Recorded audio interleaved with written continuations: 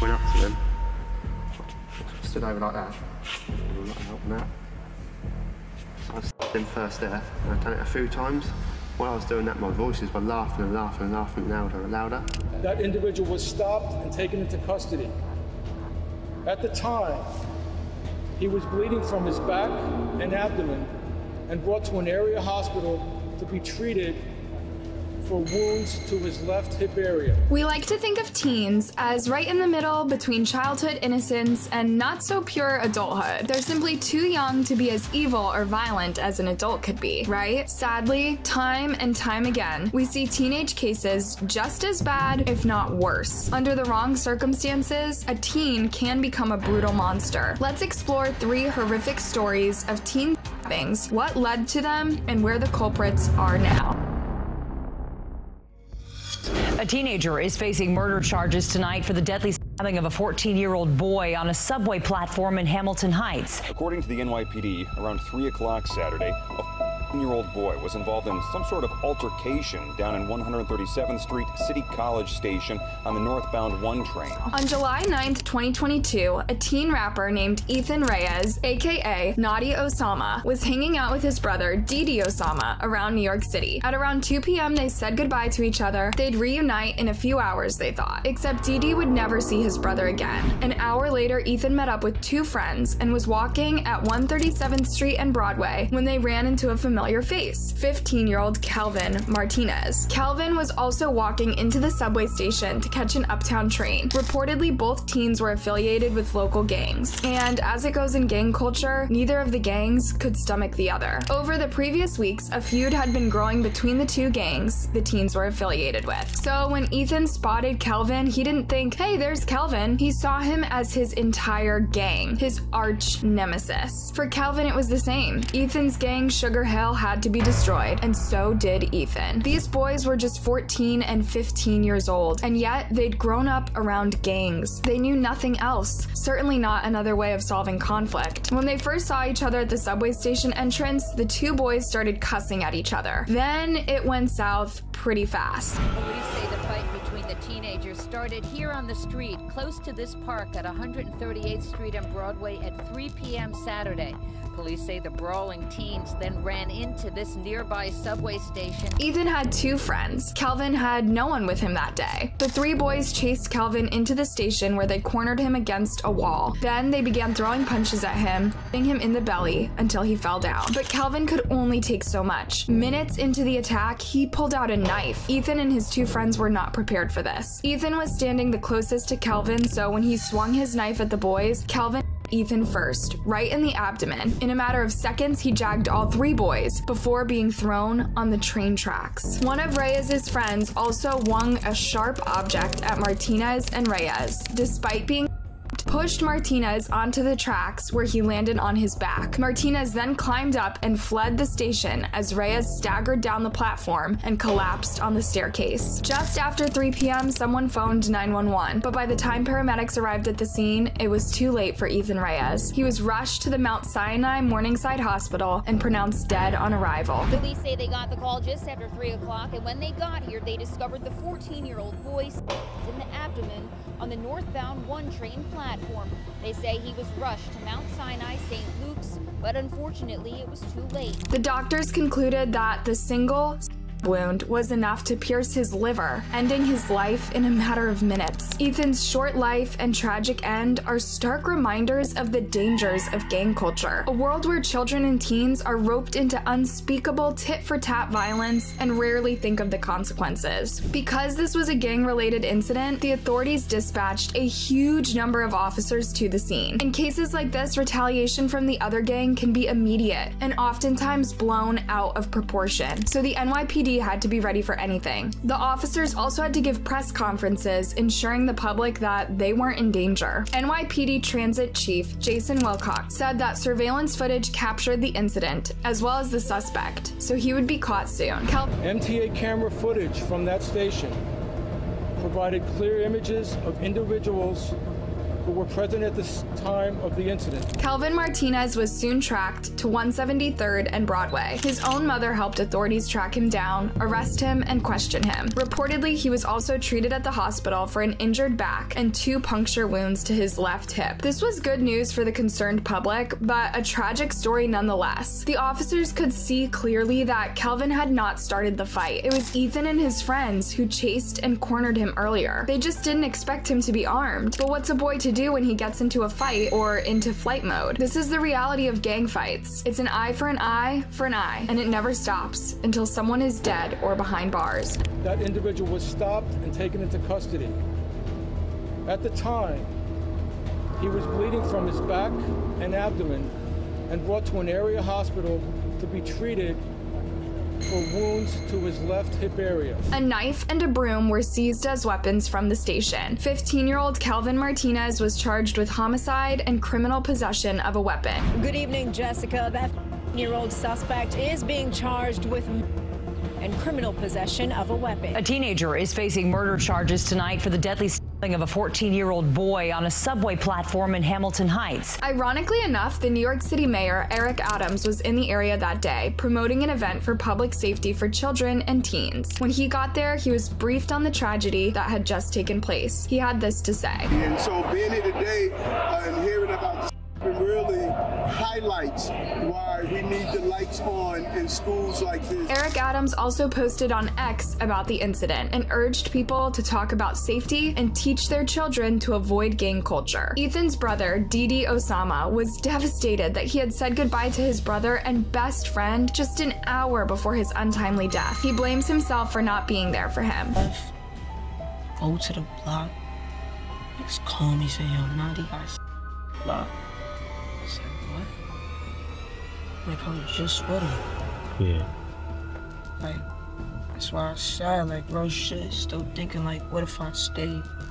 Like, if I just stayed with him no time, he'll really be here today. The Osama drill rappers were on the up-and-coming list. Their family was proud of them, sticking together like brothers and making a name for themselves while they were still super young. But they were also involved in a dangerous world filled with violence and revenge.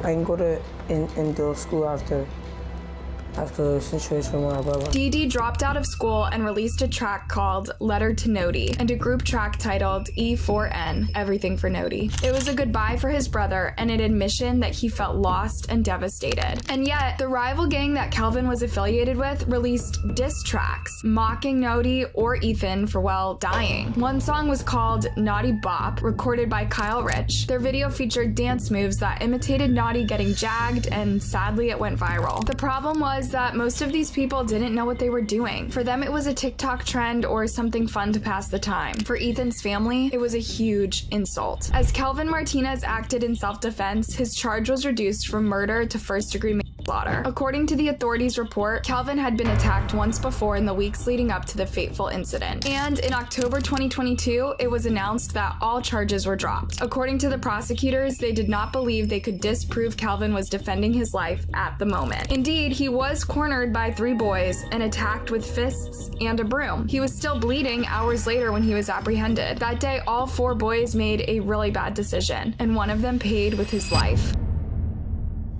James Fairweather grew up in Colchester, Essex, a historic market town in the UK. It's home to 120,000 people, and criminally, it's as low as it can get. For most of his life, James seemed to be in the right place. He didn't cause any trouble, and he was focused on his studies. James, as a young teenager, was a good boy. He attended school, he had good attendance. We have school newsletters praising him for that. James's biggest passion was playing darts, and he would often play darts with his dad and his friends at a local pub. Everyone who knew him thought he was shy and well-behaved.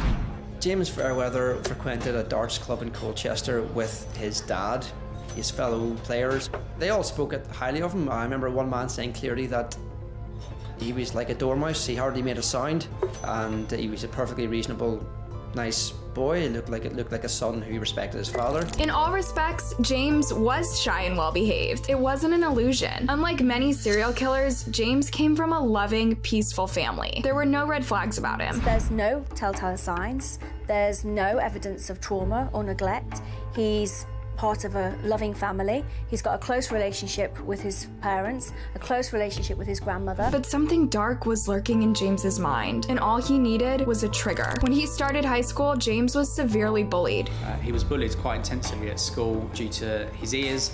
He had nicknames of Dumbo and FA Cup. He was also struggling academically due to dyslexia and autism, as he wasn't diagnosed with either until prison. So he always felt alone, behind, and with no real chance to feel included by his classmates or teachers. When he was 13, tragedy struck for James. He lost his grandmother. She was his rock, his most protective friend, and he thought of her as his mother. When this happened, James felt he had no one to talk to about his bullying. Soon he became violent at school. He did not know it, but he was acting out, and he would get a dangerous feeling of power from it. He was aggressive, threatening, and dangerous. Around this time, James was mugged at gunpoint by a group of teens in his neighborhood. Before long, he was carrying a knife with him, but what he saw as a need for self-defense soon developed into a lust for causing harm. Aged 14, James robbed a store at knife point.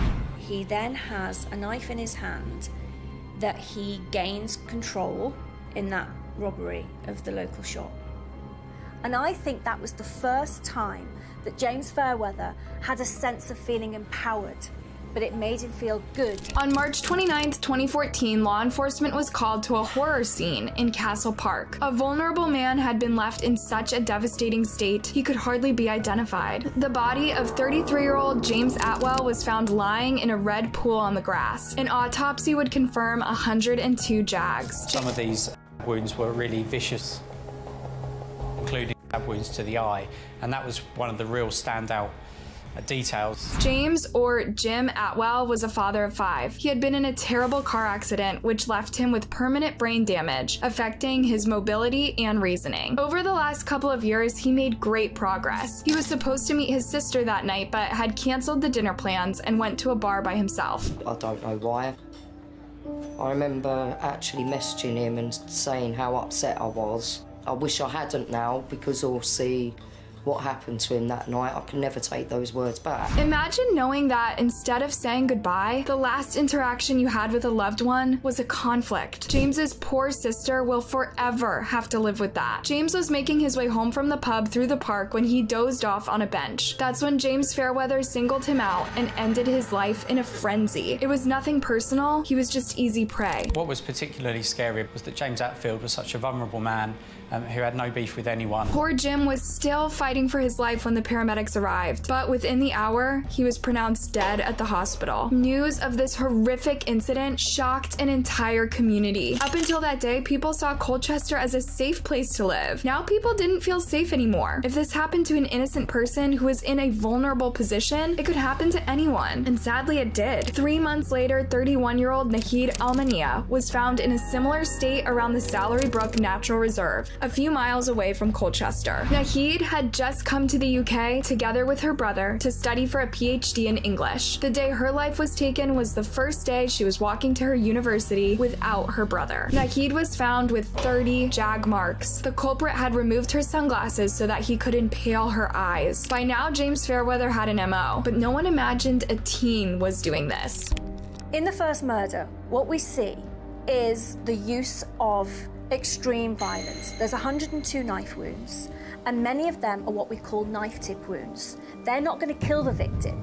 They're purely done to cause pain. James's second slaying was a different story. He had developed a technique. This was bad news. In the first murder, we see the victim has been stabbed in the eye, but we don't know at that point was it planned.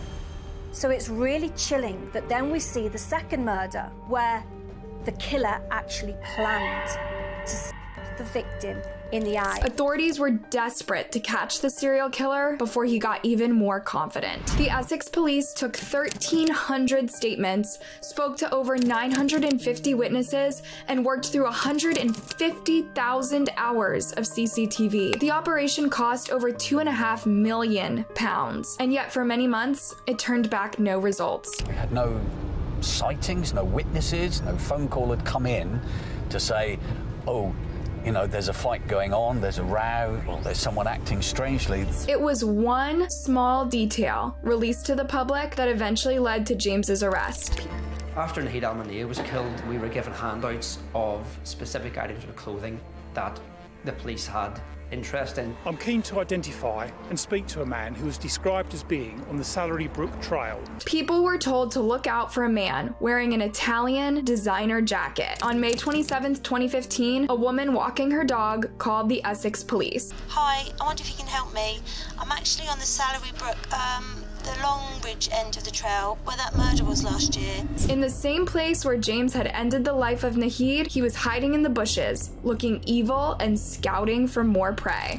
He's got a jacket that looks very similar to what was all over the paper and everything. The woman recognized the description of his jacket. That and the fact that he was hiding in the bushes with vile intentions on his face. So it's pretty clear he was the one authorities were looking for. An unarmed officer came to investigate while the dog walker stayed at the scene and warned people about walking down that ridge. She said that she saw pure evil in his eyes. I think for her, she found it a very troubling experience to realise how close she had been to a double murderer who potentially was looking to kill again.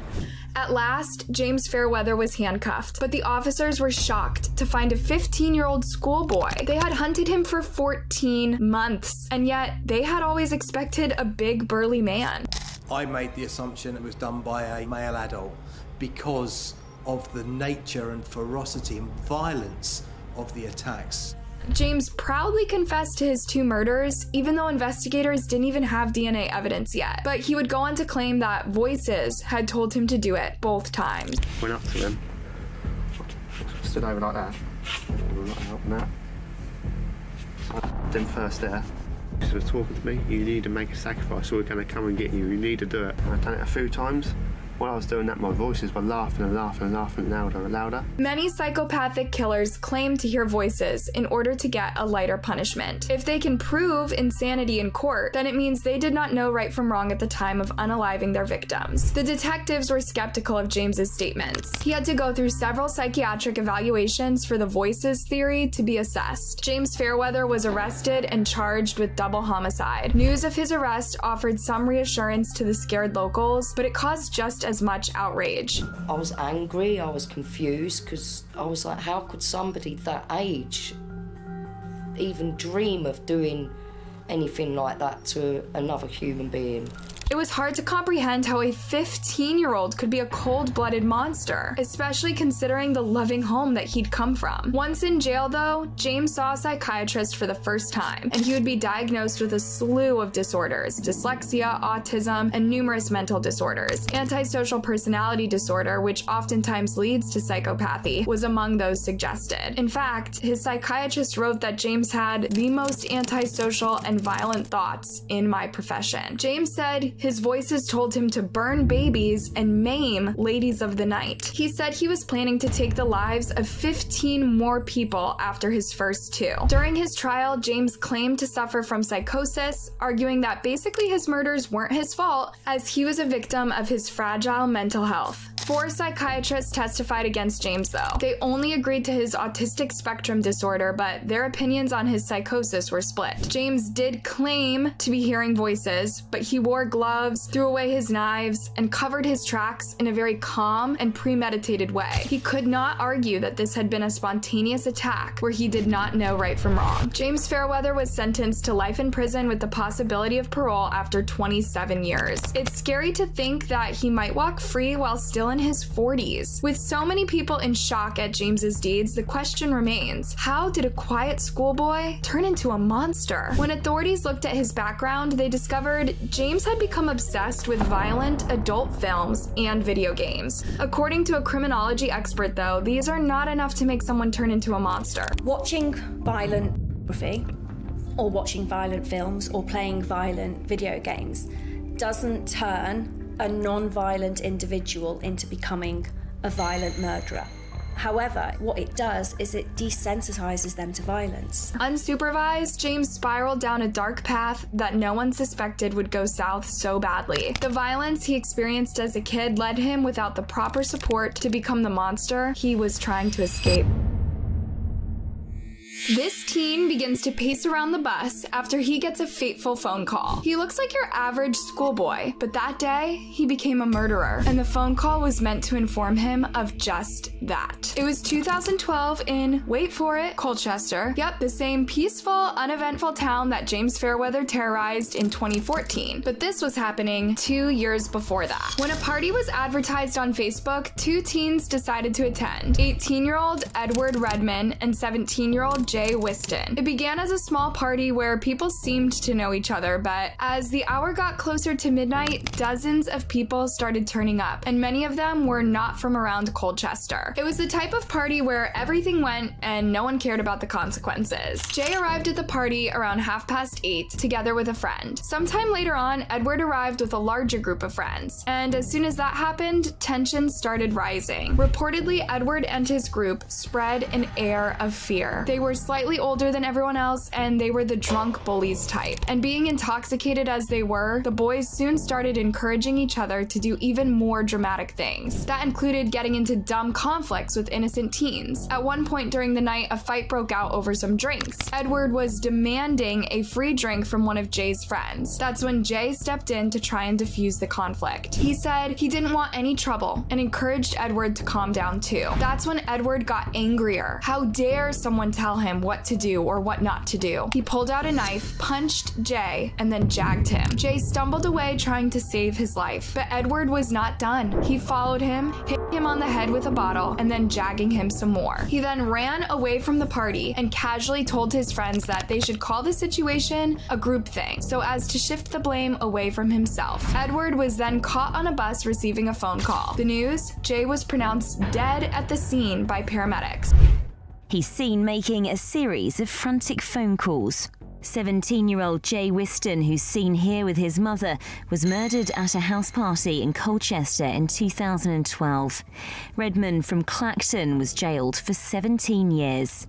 As the jury would conclude, this was indeed a group thing. Edward was not the only one sent to prison for unaliving Jay. His father, 51-year-old Gary, and his brother John, who was 20, were each jailed for 2 years for preventing the course of justice. They lied to the officers and tried covering for Edward to keep him out of prison. Edward's ex-girlfriend, 19-year-old Shannon Fenlon, was also sentenced to 9 months for the same offense. I mean, of course you'd protect your family to the bitter end, but isn't taking an innocent life a little too much? To what point do you protect and love your family blindly? Unlike Calvin and Ethan's story, Edward's attack was unprovoked. If anything, Edward started and ended the conflict. He started a fight, demanding a drink from Jay's friend, aka bullying teens younger than him. And when they tried to peacefully get out of the conflict, Edward's ego got a hold of him in the worst way possible. He did not stop until Jay wasn't breathing. And when he found out he'd just become a killer, he started making calls, manipulating his friends and family into covering for him. For a boy with such a lack of remorse or conscience, 17 years behind bars seems like a pretty light sentence. Let's just hope that he will have learned his lesson by the time he is released. Thanks for watching, you guys. Let me know your thoughts on these disturbing stories in a comment.